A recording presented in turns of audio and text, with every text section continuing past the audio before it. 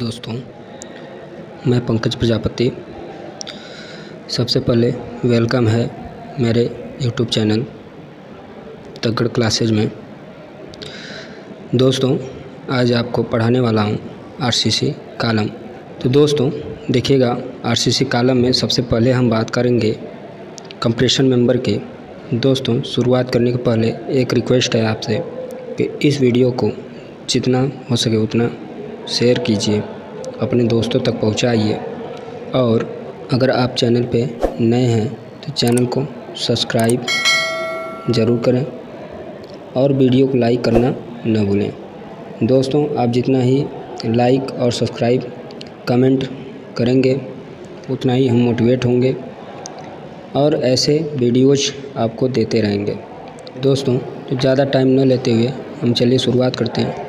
दोस्तों देखिएगा, सबसे पहले हम जानेंगे कि कंप्रेशन मेंबर क्या होता है, क्योंकि कॉलम भी आपका कंप्रेशन मेंबर ही है, इसीलिए हम थोड़ा सा पहले कंप्रेशन मेंबर के बारे में बात करते हैं। तो देखिएगा, सबसे पहले कंप्रेशन मेंबर।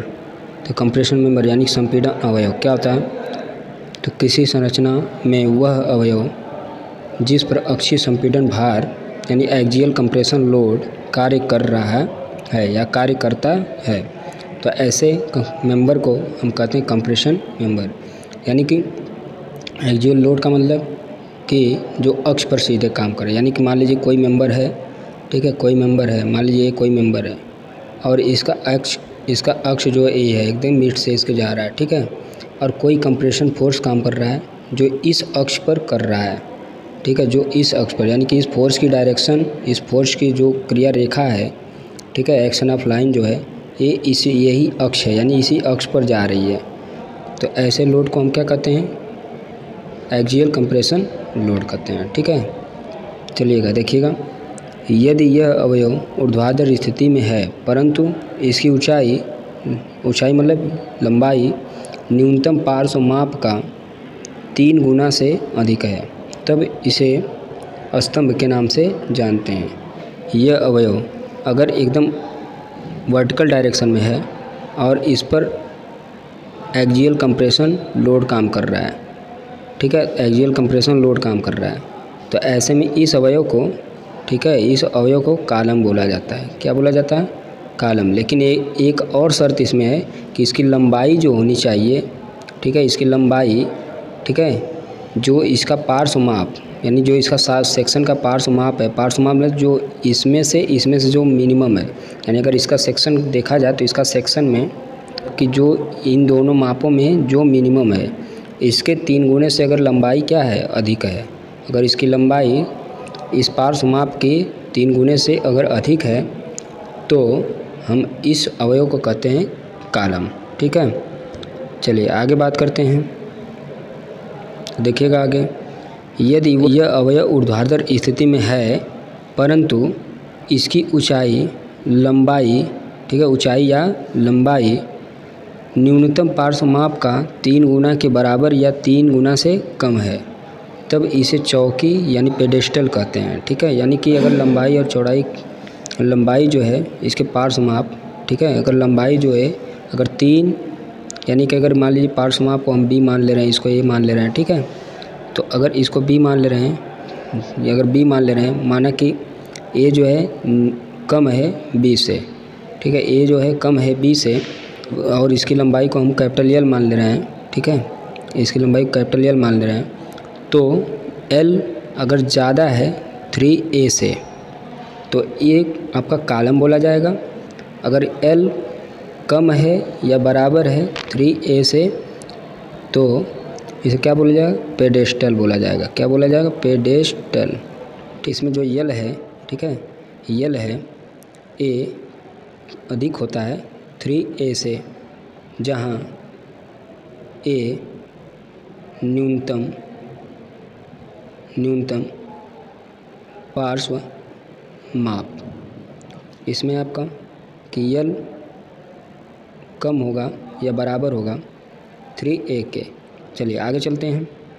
और यदि यह अवयव ऊर्ध्व स्थिति के अलावा किसी अन्य स्थिति में है तो यह संपीड़ांग या टेकें या इसी को हम इंग्लिश में स्ट्रट कहते हैं। ठीक है, यानी स्ट्रट कहते हैं। ठीक है, अब इसमें एक बाउंडेशन नहीं है कि यल ज़्यादा होना चाहिए कि कम होना चाहिए। ठीक है, यहाँ पर कोई बाउंडेशन नहीं, यल कुछ भी हो सकता है, चाहे 3a से अधिक हो सकता है, चाहे 3a से कम हो सकता है। अगर वह वर्टिकल डायरेक्शन में नहीं है, वर्टिकल डायरेक्शन को छोड़ के किसी अन्य डायरेक्शन में है, तो ऐसे संपीड़न अवयव को हम स्ट्रट बोलते हैं। ठीक है दोस्तों, आगे चलिए बात करते हैं। तो नेक्स्ट देखिएगा, नेक्स्ट आप बात करेंगे कि आरसीसी कॉलम का वर्गीकरण, क्लासिफिकेशन ऑफ आरसीसी कॉलम। तो पहला, भार व्यवस्था के आधार पे, फर्स्ट है आपका भार व्यवस्था के आधार पर, बेस्ड ऑन लोडिंग सिस्टम। तो यहाँ पर बात करें अक्षीय भारित स्तंभ यानी एक्सियली लोडेड कॉलम, यानी जो कंप्रेशन फोर्स ठीक अक्ष पर काम करता है तो उसे हम एक्सियली लोडेड कॉलम कहते हैं। और दूसरा है उत्केंद्रीय भारित कॉलम। ठीक है, उत्केंद्रीय भारित स्तंभ यानी कि इसेंट्रिकली लोडेड कॉलम। देखिए, तो यहाँ पर क्या है कि ये आपका एक कॉलम है। ठीक है, ये आपका कॉलम है और यहाँ पर एक फोर्स काम कर रहा है। ठीक है, तो यहाँ पर एक फोर्स काम कर रहा है जो इस अक्ष पर काम कर रहा है, जिसकी क्रिया रेखा इस अक्ष पर ही है। ठीक है, यह इस अक्ष के समांतर और इसी अक्ष पर है। तो ऐसे कॉलम को हम कहते हैं एक्सियली लोडेड कॉलम। यही फोर्स जब थोड़ा सा दूर यहाँ से अक्ष से दूर पर लगता है और इसकी क्रिया रेखा देखिए यक्ष इसी मतलब इसी अक्ष के समांतर है, इसकी क्रिया रेखा इसी अक्ष के समांतर है, लेकिन ये क्या है इसके मतलब इससे दूर है, ये क्या इससे दूर है। तो ऐसे कॉलम को हम कहते हैं इसेंट्रिकली लोडेड कॉलम। तो एक्सियली लोडेड कॉलम में क्या होता है कि इसमें केवल सीधा संपीड़न प्रतिबल उपजता है, लेकिन इसमें क्या होता है इसेंट्रिकली में क्या होता है कि इसमें, ठीक है, इसमें रहेगा, इसमें सीधा संपीड़न प्रतिबल के साथ साथ बेंडिंग स्ट्रेस भी क्या होता है उपजता है। क्यों बेंडिंग स्ट्रेस उत्पन्न होता है? क्योंकि ये क्या करता है, इसको ये झुकाने का काम करेगा, ऐसे झुकाने का काम करेगा, और ये तो पूरा एकदम ऐसे दबाने का काम करेगा, तो इसमें कोई बेंडिंग नहीं आता है, इसलिए बेंडिंग स्ट्रेस भी नहीं मिलेगा। लेकिन ये झुकाता है तो इधर से क्या होता है, ये बेंड होता है ना, ऐसे इस प्रकार से बेंड होता है, तो इसीलिए इसमें बेंडिंग स्ट्रेस भी क्या होता है आपका जनरेट हो जाता है। ठीक है, तो अब बात करते हैं अगला कि प्रभावी लंबाई के आधार पर। तो प्रभावी लंबाई के आधार पर देखिए दो प्रकार के होते हैं। ठीक है, तो ये दो प्रकार के, एक लघु स्तंभ, जब किसी स्तंभ की प्रभावी लंबाई व इसके न्यूनतम पार्श्व माप का अनुपात 12 से कम होता है।